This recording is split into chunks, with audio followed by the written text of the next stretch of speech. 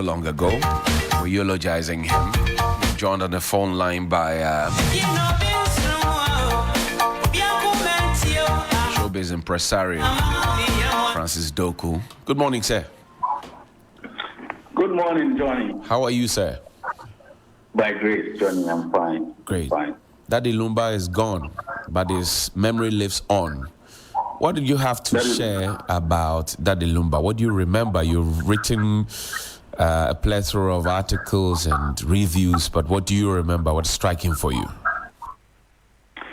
Thank you, Johnny. I think what's striking, I mean, it's a lot you can talk about Daddy Lumba, you know, his contribution to music, to culture in Ghana, and I believe also beyond just Ghana, because there's so many people around the world who have been affected or inspired one way or the other by Lumba's work.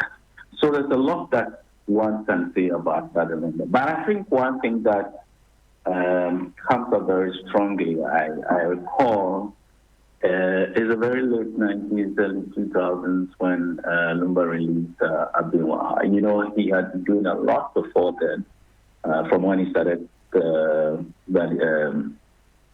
Lumba Brothers thing with Ernest Champon and others in Germany. And so we had known him, especially during the Highlife period. But I think around the late 90s was when he released a big song. And there were a lot of controversies around that song, especially because some media houses at the time thought that, you know, the song, the lyrics, you know, had some suggestive, you know, words and all that, and so it wasn't wholesome to be played on air. And so some made a decision to not play the song, that particular song. But I think there were conversations and later, you know, that was dropped. And it was a big song, really. I think it kind of defined who Lumba was, the Lumba we had known earlier. And so that song released in 1998, December 90 or late 98, became a big song in 99. And it ended up winning the most popular song of the year. That's right. Ghana Music That's Award. right. So Lumba's song kind of set the tone for the Ghana Music Award, which has, you know, run for 25 years. So I think he kind of defined what music was in the late 90s, early 2000s, beyond that up until now. So we can say a lot about that, but for me, that particular incident turned out very, very strong. For those who love this music to a fault, and they would want to know some of the back end stories that was never made public, what have you to say? It's difficult to. I mean, I believe unless you're very, very close to Lumba, it will be difficult for you to know a lot about him, because you would agree that John, that Lumba was an enigmatic figure, if you like. There's not much that he spoke about. I mean, I think you could count on one hand on your fingers how many interviews Lumba granted in the almost 40 years that he was in the limelight. He doesn't really talk much about things.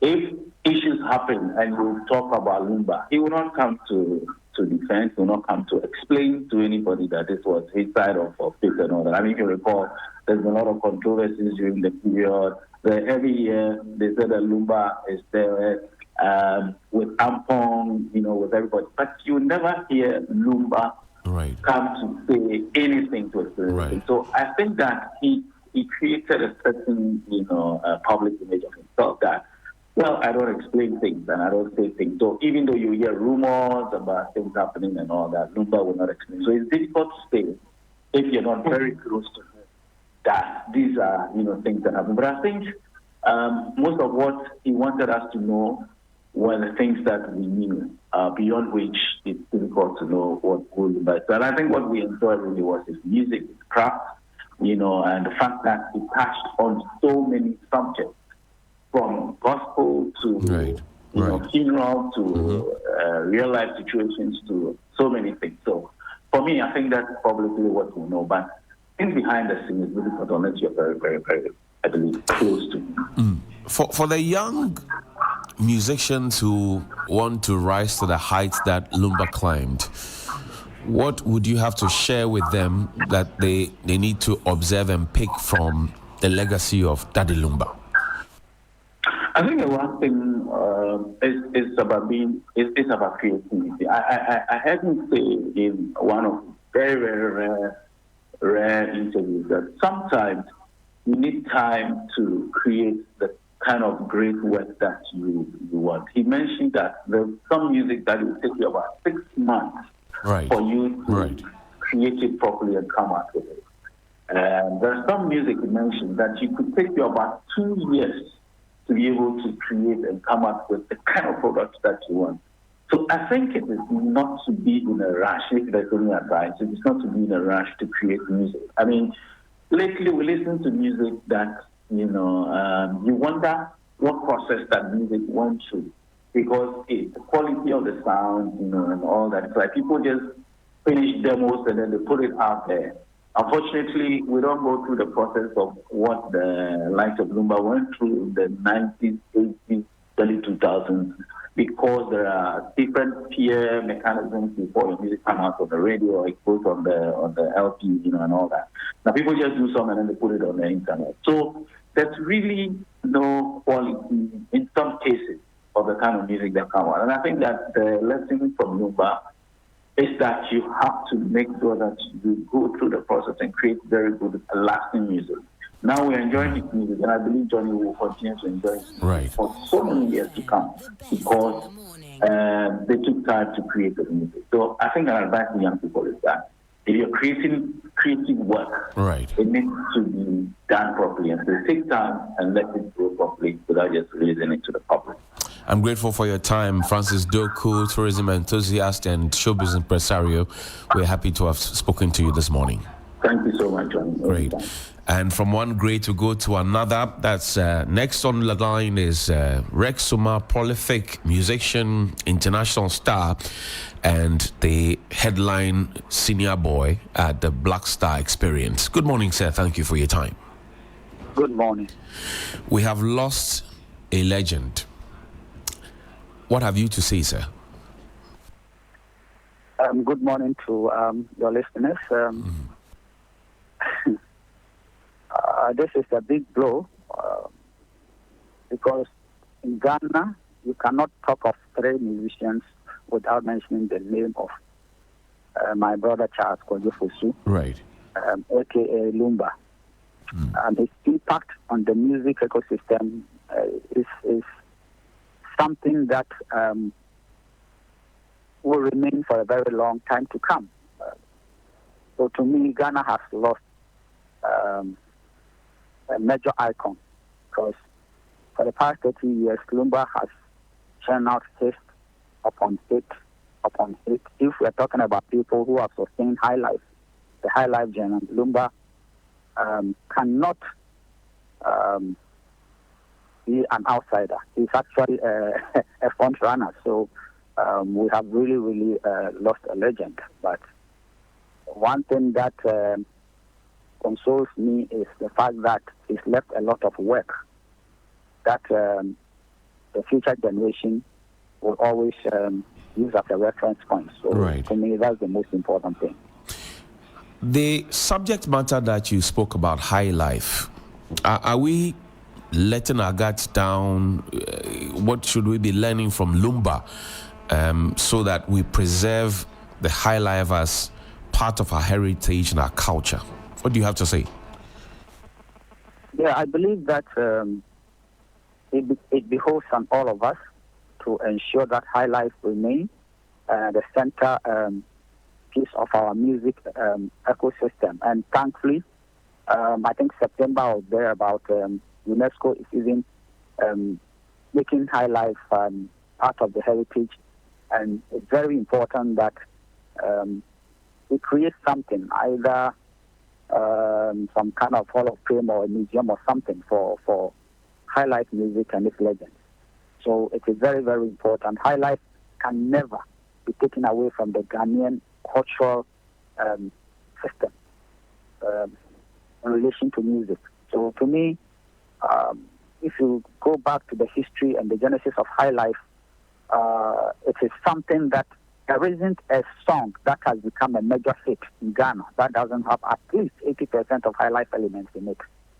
And anybody who dares to come and challenge all the music, that be it gospel, be it whatever, if you listen to it carefully, and if it is a hit in Ghana, you realize that at least 80% of the elements that form that hit is Highlife. So Highlife is Ghana, and Ghana is Highlife, period.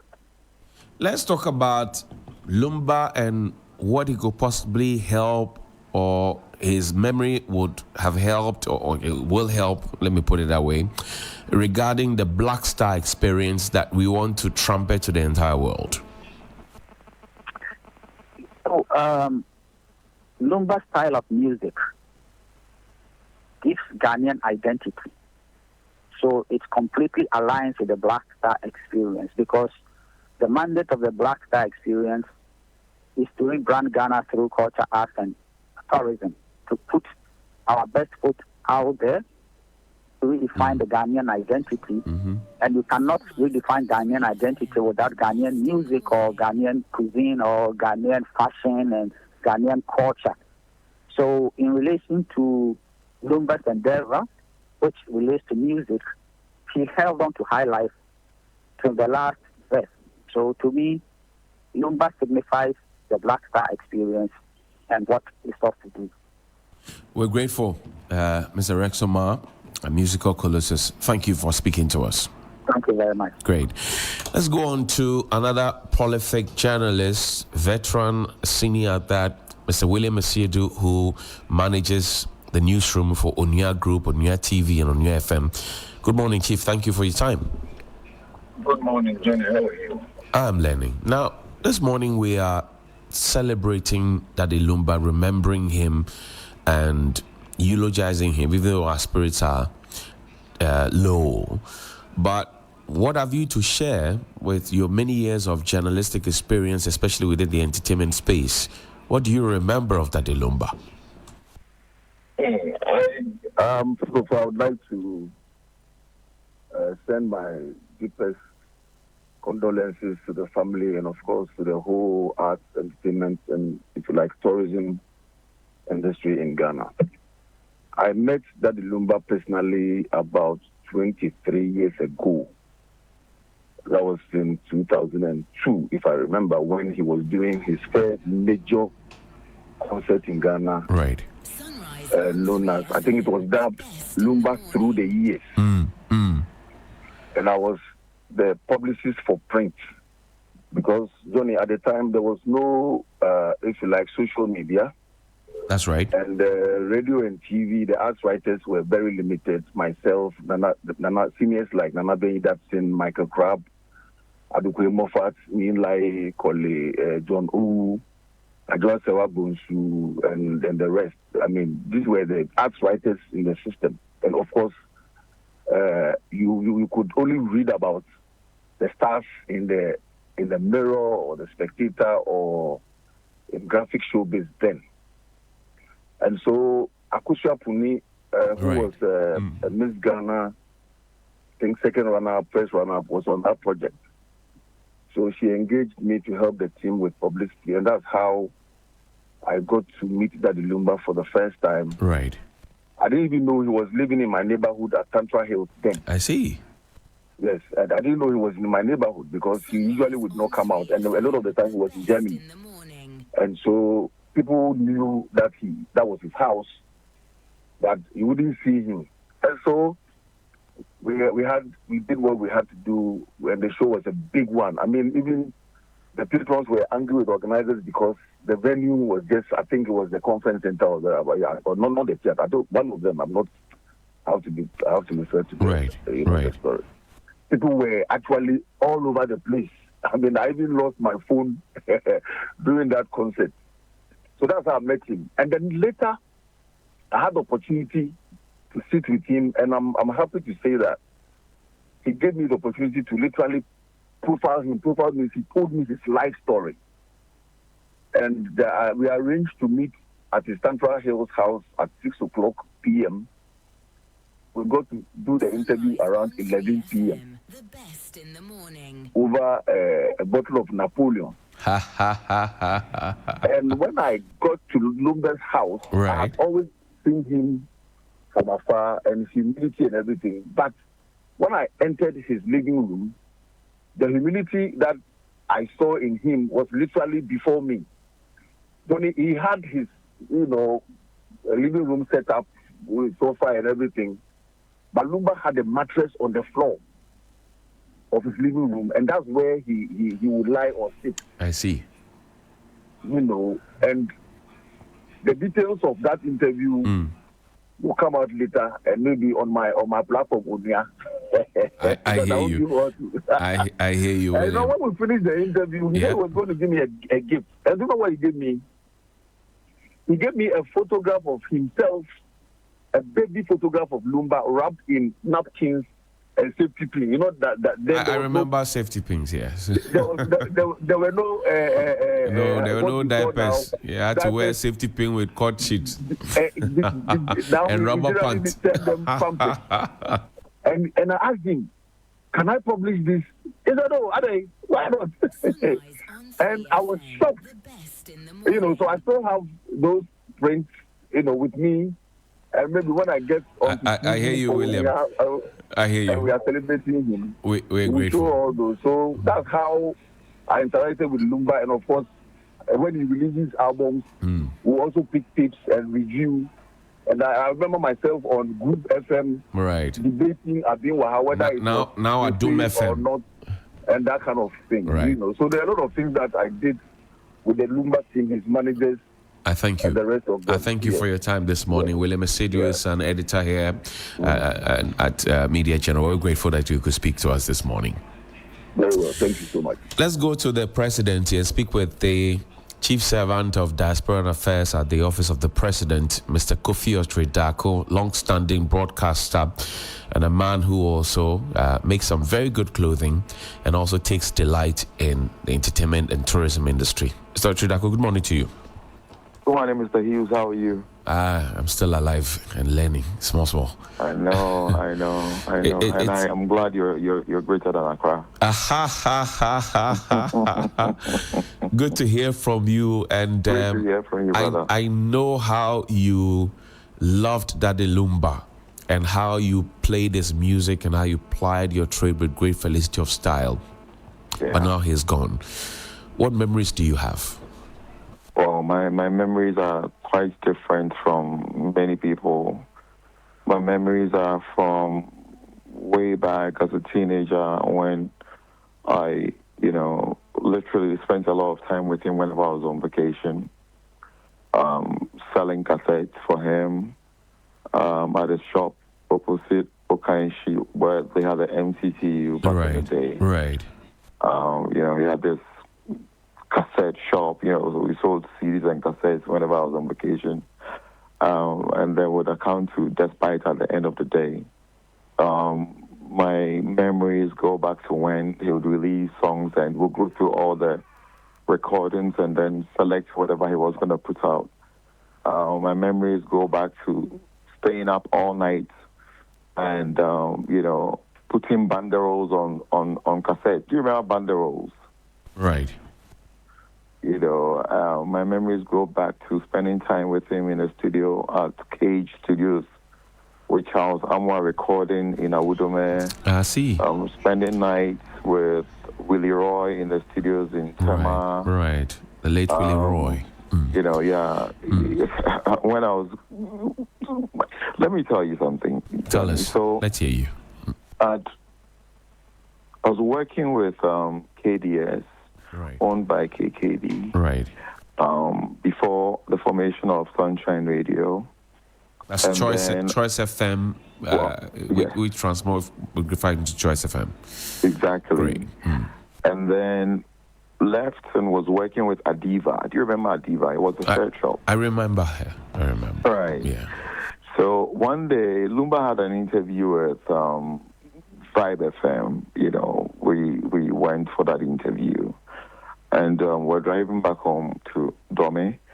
And then we're listening to Radio Go because if you wanted real, proper Highlife music, Right. Ghanaian music. He had Right. his Radio Gold. Right. And that was back in the day when radio stations would actually announce that they wanted presenters. And there was that announcement on the radio. And you know the way he speaks. It's like, I see you radio with me. I said, yo, pen you my media near me. I'm like, yeah, maybe people should try it. So I went home, put my application together, and he drove me to Radio Gold to meet Kwekubua for Ajuman. And that's how I actually started working on radio. Wow. Yep. So he took me to Radio Gold. We met with Kwekubua for Ajuman.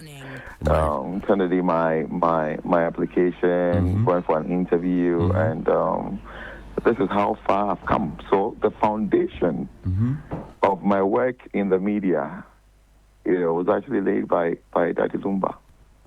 I see. Wow. And listen, my relationship with him, oh man, I mean, it's incredible. There are too many stories. I was spending time at his house yesterday with some of the Lumba Pose, as we called ourselves back in the day, Papa Shi, Georgina, Mr. Wiafi, who actually came to see me only last week. We're having a conversation about Chale. I think we need a reunion, or like those of us from back in the day who spent a lot of time around him, Kwabena and all of them, let's get together. And then, just the bad news hit all of us. It's a big blow to the music industry. I can understand. For Lumba, I think he really paid his dues. He affected many musicians, from the Felix Owusus, from the Oforian Ponsa. So let me tell you a story about Oforian Ponsa. Right. So before Ofori was recorded, Ofori liked Lumba. He'd come to the house very often, but he never had the opportunity of seeing Lumba because, he rarely goes out during the day. It's rare to see Lumba during the day.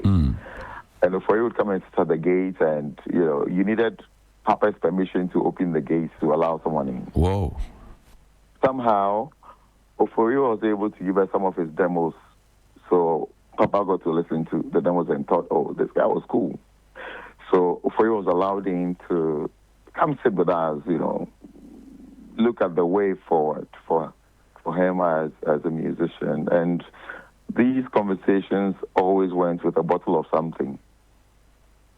I see.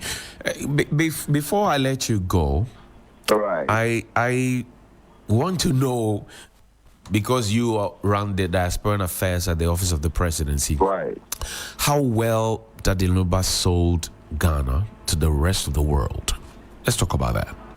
So Lumba was a proper diasporan. If you know the story, after secondary school, he went to Germany. Right. And that's when he teamed up with Nana Echampong and, first recording the Yaka Quintium, which did very well. He always recorded his music at the Rhein Klein Studios in Düsseldorf, Germany, and did a lot of work, across the world, touring different parts of the world. But he always connected back to his roots. I mean, his music sold across the world, but, he always came back home, had concerts, and spent a lot of time in Ghana. Lumba is, you've seen the video, I'm sure by now, of the video paying tribute to him. I'm sure you've seen a post from Grams Morgan of Morgan Heritage. That's right. That's right. Expressing his condolences to his family and the impact of Lumba. I mean, listen, right from when Charles Amoah, it started with George Dakon. Right, the late George Dakon. The Boga Highlife music, Charles Amoah taking it to the next level. Right. And the kind of sounds Charles Amoah brought to Bodo Steiger. Both of these guys also went there to record, and it changed the music landscape in this country. Listen to music from Daughters of Glorious Jesus, from Nana Tufo, Amachi Dede, Oheni Bakisi, all these guys who were Lumba's contemporaries. I mean, much later, Papa Shi, and Dada KD also went there to record. And, you know, the impact, these guys were connected to Daddy Lumba, and it's incredible what he's done for the music industry. My final and question to you, I know that you have a knack for good music, and if the music is not good, you not play it. But if it's nice, you play it twice. And we want to talk about his production because you mentioned Bodo Steiger. That's my final question to you. How would you compare the quality of Daddy Lumba's music to the music that we have going around these times? Now, they are different in so many ways. Even Lumba's way of recording evolved over time. You know, back in the day, the kind of lyrics he would have on a soundtrack like That's right. Totally different from what he did back in the day. And also, you know, we went by how music was recorded back in the day, like aside the melodies, or, you know, the solos and what have you. So a soundtrack would go on for maybe about 5 minutes or even 5:55 or 6 minutes. Now it's not like that. Wow. People don't have time to listen to one song for like 5 minutes. So people are recording maybe 2.5 minutes and 3 minutes of music. And over time, he also realized that the amount of energy and time he spent on a soundtrack could record maybe 2 or 3 songs. And that's when he actually evolved into releasing 2 albums a year. You know, Lumba went through that period of releasing 2 albums, one for, you know, around October, November for Christmas, and another one ahead of Easter. Right. Yeah, so he realized that he was putting in so much work, and, you know, an album typically would have about 10 songs or 11 songs. Then he decided to do 4 originals and then add 2 instrumentals. So he evolved over time. You know, but then again, if you also know the history of our music, right from Highlife to when Boga Highlife came in, Highlife, we've evolved over time, but somehow Highlife stayed relevant and is still relevant today. So, you know, new trends will come, but Highlife, as it were, is going to be a major soundtrack of our lives as a country. Highlife is alive. Highlife, Tiasi. Rakofi, thank you very much. And you understand Highlife very well. I love it. It's my DNA. I'm learning from the best. Thank you so much for speaking to us this morning. You're welcome, brother. As the senior boy at the Office of the President in charge of Diaspora Affairs, we're grateful. The next conversation will be curated by Helena Piampopo. But before that, the conversation, Abimwaha.